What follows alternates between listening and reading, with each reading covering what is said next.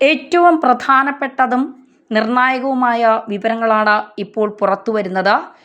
കേരളത്തിലെ 2 നഗരങ്ങളിൽ അടിയന്തര സാഹചര്യം നിലനിൽക്കുന്നതിൻ്റെ അടിസ്ഥാനത്തിൽ മോക്ക് ഡ്രില്ലിംഗ് നടത്തും എന്നുള്ള വാർത്തകളാണ് പുറത്തു വരുന്നത്. ഇന്ത്യ ടുഡേ അടക്കമുള്ള മാധ്യമങ്ങളാണ് ഇത് റിപ്പോർട്ട് ചെയ്തിരിക്കുന്നത്. അതായത് കേരളത്തിലും നമ്മൾ സൂക്ഷിക്കണം, അതായത് അടിയന്തര സാഹചര്യമാണ് ഉള്ളത് എന്നാണ്. നമുക്കറിയാം, പാകിസ്ഥാനുമായി ഒരു യുദ്ധം ഇന്ത്യ ഒരിക്കലും ആഗ്രഹിക്കുന്നില്ല.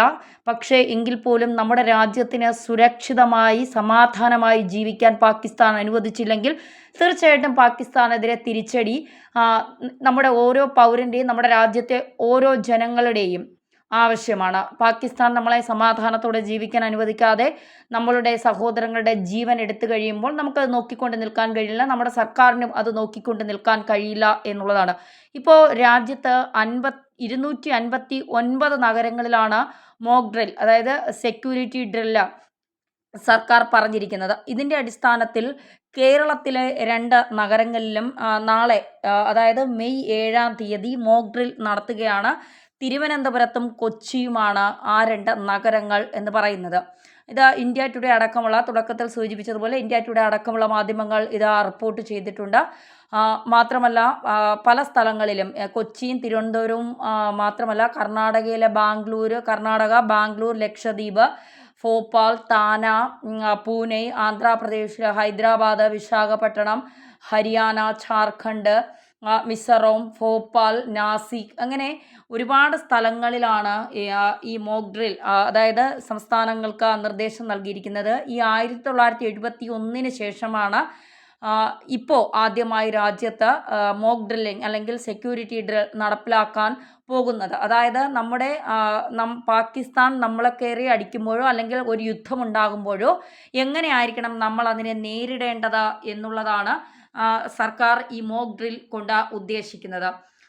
ഇനി ഇതിൽ സിവിൽ ഡിഫൻസ് മോക്ക് ഡ്രില്ലുണ്ട്. അതായത് യുദ്ധം, മിസൈൽ ആക്രമണങ്ങൾ, വ്യോമാക്രമണങ്ങൾ തുടങ്ങിയ അടിയന്തര സാഹചര്യങ്ങളിൽ സാധാരണക്കാരും സർക്കാർ സംവിധാനങ്ങളും എങ്ങനെ പ്രതികരിക്കുന്നു എന്ന് പരീക്ഷിക്കാൻ ലക്ഷ്യമിട്ടുള്ള ഒരു തയ്യാറെടുപ്പാണ് ഈ സിവിൽ ഡിഫൻസ് മോക്ക് ഡ്രിൽ എന്ന് പറയുന്നത്.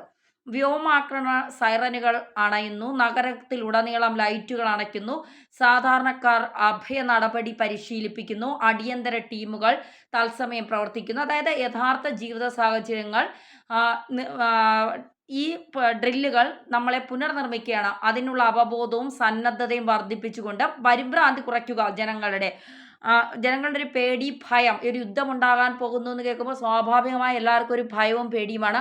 അത് കുറയ്ക്കുക എന്നുള്ളതാണ് സർക്കാർ ലക്ഷ്യം വെക്കുന്നത്. പിന്നെ ആശയക്കുഴപ്പം, നമ്മുടെ യുദ്ധമുണ്ടാകുമോ, യുദ്ധം വന്നാൽ നമ്മൾ എന്ത് ചെയ്യും, നമുക്ക് സാമ്പത്തികമായി ബുദ്ധിമുട്ടുണ്ടാകുമെന്നോ, അവശ്യ സാധനങ്ങളുടെ ക്ഷാമം ഉണ്ടാകുമോ, ഒരു യുദ്ധം വന്നാൽ ഈ തീവ്രവാദികൾ നുഴഞ്ഞു കയറിയാൽ നമ്മൾ എന്തൊക്കെ ചെയ്യണം തുടങ്ങിയ കാര്യങ്ങളൊക്കെയാണ് ഈ മോക്ക് ഡ്രിൽ വഴി നമ്മളെ സർക്കാർ പരിശീലിപ്പിക്കുന്നത്. ജീവൻ രക്ഷിക്കുക, അതാണ് ഏറ്റവും പ്രധാനമായി സർക്കാർ ഇതിലൂടെ ലക്ഷ്യം വയ്ക്കുന്നത് എന്നുള്ളതാണ്. ശീതകാല യുദ്ധത്തെ രീതികളെ അടിസ്ഥാനമാക്കിയുള്ള ഡ്രില്ലുകളാണ് ഇപ്പോൾ നമ്മളെ പഠിപ്പിക്കുന്നത്. അതായത് ശീതകാല യുദ്ധത്തിൽ ഇതുപോലുള്ള സിവിൽ പ്രതിരോധ നടപടികൾ സാധാരണ ഉപയോഗിച്ചിരുന്നു. അക്കാലത്ത് രാജ്യങ്ങൾ ബ്ലാക്ക് ഔട്ട് ഒഴിപ്പിക്കൽ പരിശീലനങ്ങൾ നടത്തി സാധ്യമായ വ്യോമാക്രമണങ്ങൾക്കും ആണവാക്രമണങ്ങൾക്കും തയ്യാറായി. വീണ്ടും സംഘർഷങ്ങളും സുരക്ഷാ അപകട സാധ്യതയും ഉള്ളതിനാൽ ഇന്ത്യയിൽ ഈ നടപടികൾ പുനരുജ്ജീവിപ്പിക്കുന്നു എന്നാണ് പറയുന്നത്. അതായത് 26 നമ്മുടെ സഹോദരന്മാരുടെ ജീവൻ പൊലിഞ്ഞ പഹൽഗാം ഭീകരാക്രമണത്തിന് ശേഷം പാകിസ്ഥാനുമായുള്ള സംഘർഷം വർദ്ധിച്ചു വരുന്ന സാഹചര്യത്തിലാണ് മെയ് 7-ാം തീയതി ഇന്ത്യ ഗവൺമെൻറ് രാജ്യവ്യാപകമായി സിവിൽ ഡിഫൻസ് മോക്ക് ഡ്രിൽ അഥവാ മോക്ക് ഡ്രിൽ അല്ലെങ്കിൽ സെക്യൂരിറ്റി ഡ്രിൽ പ്രഖ്യാപിച്ചിരിക്കുന്നത്. യുദ്ധം പോലുള്ള അടിയന്തര സാഹചര്യങ്ങൾക്കായി തയ്യാറെടുക്കുന്നതിലുള്ള ബ്ലാക്ക് ഔട്ട് സിമുലേഷനുകൾ, വ്യോമാക്രമണ സൈറനുകൾ, ഒഴിപ്പിക്കൽ ഡ്രില്ലുകൾ, പൊതുപരിശീലന സെക്ഷനുകൾ എന്നിവ ഉൾപ്പെടുന്ന ഈ അഭ്യാസം നടത്താൻ ആഭ്യന്തര മന്ത്രാലയം 259 ജില്ലകൾക്ക് നിർദ്ദേശം നൽകിയിട്ടുണ്ട് എന്നുള്ളതാണ്. സിവിലിയൻ സന്നദ്ധത പരീക്ഷിക്കുന്നതിനായി ഇന്ത്യൻ അധികാരികൾ മോക്ക് ഡ്രിൽ ആസൂത്രണം ചെയ്തിട്ടുണ്ട്. ഈ ഡ്രിൽ ഉടനടി സംഘർഷത്തിന്റെ സൂചനയല്ല എന്നും വിശാലമായ സിവിൽ ഡിഫൻസ് ശ്രമങ്ങളുടെ ഭാഗമാണെന്നുമാണ് ഉദ്യോഗസ്ഥർ പറയുന്നത്.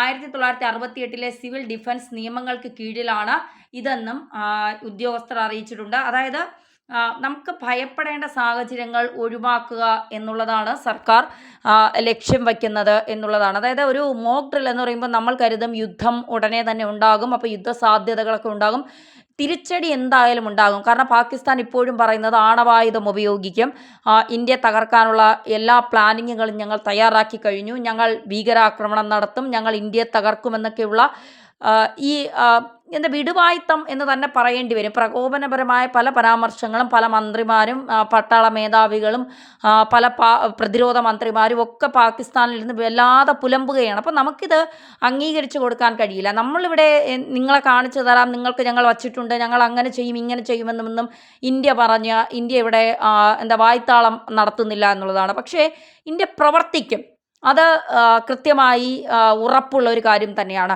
ജനങ്ങളെ ബുദ്ധിമുട്ടിച്ചുകൊണ്ടുള്ള ഒരു യുദ്ധത്തിലേക്ക് ഇന്ത്യ തയ്യാറെടുക്കുമോ എന്നുള്ളത്, കാരണം തിരിച്ചടിക്കുമ്പോൾ അത് ഏത് രീതിയിലാകും എന്നുള്ളത് ഇപ്പോൾ സൈനിക മേധാവികളും ഇന്ത്യൻ സൈന്യവും കര നാവിക വ്യോമസേനകൾ ഉൾപ്പെടെയുള്ളവർ അത് സംസാരിച്ച് അതിൻ്റെ കൃത്യമായ വിവരങ്ങൾ പ്രധാനമന്ത്രിക്കും ആഭ്യന്തരമന്ത്രിക്കും പ്രതിരോധ മന്ത്രിക്കും അജിത് ഡോവലിനും ജയശങ്കറിനും ഒക്കെ നൽകി കാണും. അപ്പോൾ തീർച്ചയായിട്ടും അത്തരമൊരു സാഹചര്യം കൂടി കണക്കിലെടുത്തുകൊണ്ടാകും ഇപ്പോൾ തീരുമാനിച്ചിരിക്കുന്നത്.